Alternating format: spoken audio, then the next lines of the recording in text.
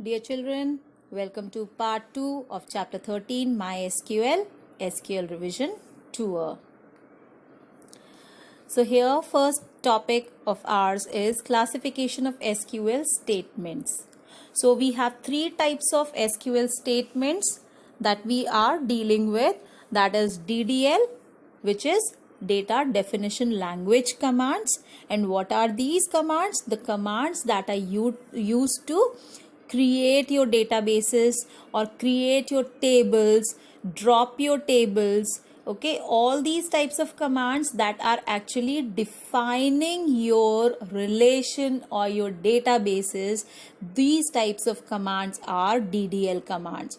Okay, giving permission to somebody to access the data, revoking the permission. Okay, so grant and revoke, all these commands are actually DDL type of commands. Next are the DML commands, that means data manipulation language commands, in which we can retrieve the data, the commands that are used to retrieve the data, like select commands. Okay, then the commands that are used to add or modify or delete data from your relation, that means table. Okay, these type of commands are DML commands. So insert or update commands or delete commands, okay, or select commands, all these are DML type of commands. Then comes the transaction control language commands. Okay, so the TCL commands are those that actually tells that whether the transaction that is made, what is a transaction here?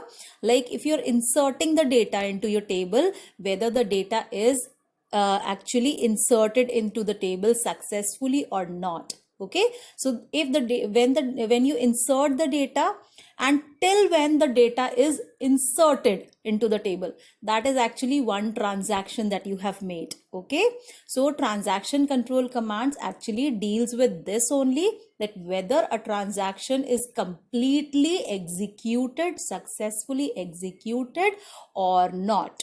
Okay, so those types of commands that deals with the transaction flow, those commands are TCL commands. Now next we'll be studying about the MySQL queries. We've already done it, but just the revision sake, for the revision sake, we'll be just doing it once again. So first thing is we have to create database. Okay, so before starting with any command, before starting with the creation of table or something, first thing is we have to create our database here. And then the command for that is create database, and whatever the name of your database, that has to be provided here. And at the end we'll be using semicolon to tell that yes, our command is completed here. Okay, so create database student. So student database will be created by using this command in MySQL. Then after creating the database, we need to first of all open it. And how to open the database? We'll be using use command for that. Use student. Okay, so with this the database will be opened up. Now here at this point only we can create the tables here. We can create the views from the main tables. We can insert values to the table. We can insert records into the table. We can then access our data from the table. Okay, now let's see here how to create the table. So create table is the command, create table, and then the table name is provided here. So here the name is STU, and then we have to tell what all fields and what the data types of the fields will be. Okay, so we'll be just writing few of them, like roll number is the name of the field for our table. It should be of integer type, primary key. So that means this is the first field, roll number here, which is of integer type, and it should be made primary key. Comma, next one, name is the next field, varchar 30. So I'll tell you what is varchar and char. The next is percentage, decimal, that means it can have float value. And then finally I've closed my table creation. Okay, so my stu table will be created having 3 fields: roll number, name and percentage here. The next is we have to insert the value into our table. So for that we have the command insert into and then the name of the table. Values, this we have to write values, and the values in the order of whatever we have given the fields. Okay, so first one was roll number, so we have to provide roll number here. Then was name, so we have to provide name. Then was percentage, so we have to provide the percentage. So in the same order we have to write the values here. Next is inserting null values. If we do not want to give some value to some field, okay, we do not want to give a value to any of the fields, so at that time we can always provide null values to that field until and unless we have not given not null constraint to that particular field. That I'll tell you afterwards. But how to provide null values? So here you just see insert into EMPL. So EMPL is the table over here. Okay, employee number, e-name, job, MGR, hire date, sal, commission, department number, all these are the fields, and now in this order only we can provide the values. So it is optional basically, but if you want you can write the command in this manner also. So insert into employee, values, and then you just give the values. 8100 is the employee number, Yash is the e-name, analyst is the job, then MGR, manager, you have given null value here. Okay, everything capital. Then hire date 10th May 3, salary 6,000, commission again null. Okay, department number 20. So you can, if you do not want to give any value to some particular field, then you can provide null value to it.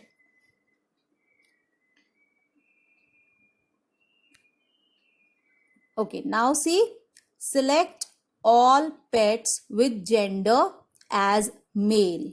So here what we have done, we are starting with this select command here.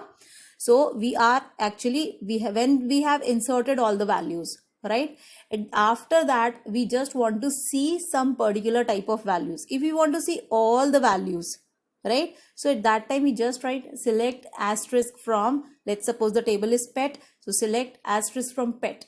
That means we want to see everything that is there in pet table, right? Now, but if we want to give some condition over here, that if this condition is satisfied, then only show us the value. So at that time we'll just give the condition by using where clause. Okay, so how do we do that? Select asterisk from pet where sex equals to M. So wherever the gender is male in your record, so all those records will be shown with, of course, all the fields. Asterisk means all the fields of all the records which are satisfying the condition. Okay, select all pets that were born on or after January 1, 2019. So select asterisk from pet where birth greater than equals to 2019 1/1. Here even if it is a date, we have to write the date within single inverted commas only, right? So we have to see all the records, all the attributes, and what do we want?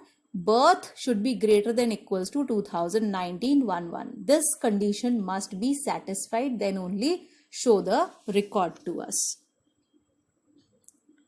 The next one, select all female dogs. So only female dogs needs to be selected. So select asterisk from pet, that means all the attributes should be shown, where species equals to dog. So female dogs, so species should be dog, and sex equals to F, right? So this will be the command. Select all snakes or birds. So we have to show the record if they are of the category snakes or birds. So select asterisk from pet, where species equals to snakes or species equals to bird. So here one more thing that I want to tell is that in MySQL, you do not have to worry about the case of your this thing. The alphabets can be in capital letters as well as in small letters. So that doesn't make any difference. Here, everything that is actually the keyword here. So all these things are written in capital, but this doesn't mean that if you're writing it in, if you're going to write it in small case, then also it is going to work. There'll be no problem. Okay. So just to distinguish between these keywords, they have written it in capitals. Okay. So select all male cats. So select asterisk from pet, where species equals to cat and sex equals to M. So or and are also shown. You have taken the conditions, means two conditions are satisfied over here with or and. So and is for when both the conditions must be true, and or is for when you just want to see if any of the condition is true, then also it should show you the result. Then we use or. Now we'll be doing it with the help of our MySQL software. So create database student. I've created a database. So it will not show me anything. Rather it will just show me the result for it. Query OK, one row affected. That means the database is created.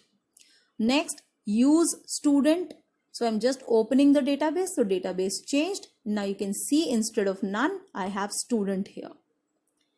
Create table stu, and then I've written roll number, integer, primary key, name, varchar 30, percentage, decimal, query OK, 0 row affected, these many seconds. So nothing will be shown, means the table will not be shown, but it will show you that query is OK. That means the query is successfully completed. So here I should first of all tell you what is a varchar. So difference between char and varchar. See, when we are writing data into a table, the data can be of different types. It can be integer, it can be decimal, it can be one character, or it can be a string type or a date type or a time type. Okay, so many different type of data can be inserted into the table. So char and varchar both actually accept strings only. Okay, but the difference basically is that char has a fixed length, right? When you are using char, okay, over here, if you would have used name char 30, that means every time in every record 30 bytes will be allocated for your name field, right? Whether the name would be of 10 bytes or 15 bytes or 30 bytes, but 30 bytes will be allocated for it. But with varchar, the facility is if the name will be of 10 bytes, it will take 10 bytes of memory only. If the name is of 25 bytes, it will take 25 bytes of memory, right? So that means it's of variable length. So the space is actually reduced here. So varchar is much better to be used here. Next is I want to insert values into my table. So insert into stu. This was the name of the table. Values. Then I've inserted the value in the order in which I have created my fields. So 1 Abhishek Singh 79.5. This is one row that I've inserted, and then you can see query OK, one row affected. Okay, this is given. Now, if I want to provide many values at a time, rather than giving one value at a time, if I want that I should give 2, 3, 5 records together, I want to store. So I can do that directly over here, like insert into stu values 2 Bhavna Gupta 88.4, comma 3 Govind Saxena 75.4, comma such comma. After comma, after using comma, I can just keep on writing the records, and finally when I'm done, I can just put a semicolon and finally press enter key. As I'll press enter key, the record will be, all those records will be saved. So after inserting 6 records, this is actually my table. Okay. Now I want to see only few attributes over here. All the records, but not all attributes I want to see. I just wanted to see roll number and name. So in place of asterisk, I have written select roll number comma name from stu. So these two fields will be shown. Asterisk will show me all the attributes, and if I want to see some specific attributes, I have to name them here. Next is describe student. I could have written describe completely or DESC, both means the same thing and both are going to work. Describe student will just describe about my table. So I have 3 fields here, roll number, name and percentage, and then the data types are given over here, then whether they support null values or not. So this is given. Key, primary key, roll number is the primary key. Any extra information or by default what are the values, everything is displayed here in the description of my table stu. Now after this, create table EMP. I've created a table employee, and in which I have taken 5 fields here: employee ID, integer, primary key, ename, varchar 30, not null. So now you know about primary key, and what is not null? That means that I do not want to leave this field blank. Means user have to provide the value to this field. He cannot write null over here. Okay, like we have seen before. DOJ, date of joining is provided, date, salary, decimal, department, varchar 20. So this is what, these are the 5 fields that I have given. Query OK is the result. Now I want to insert values to it. So this is how I have inserted. Insert into EMP values 6, Sarthak Yadav. This is how I have to insert the date. Okay, first of all, it is in the form of YYYY slash MM/DD. Okay, and it should be enclosed within single quotes. Okay, so in single quotes we have to enclose char, varchar, and this dates also, right? So this is how I have created my whole table. Now what the query says, select asterisk from EMP where DOJ greater than 2009-11 and salary greater than 45,000. This is my query. That means both the conditions must satisfy.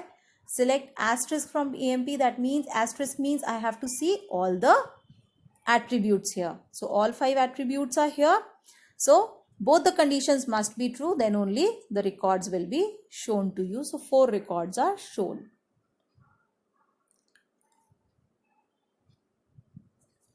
So this is how we create our tables, and this is how we just insert values to it and we can retrieve the data from it. So with this we come to the end of this part of the chapter. I'll meet you in the next part. Thank you.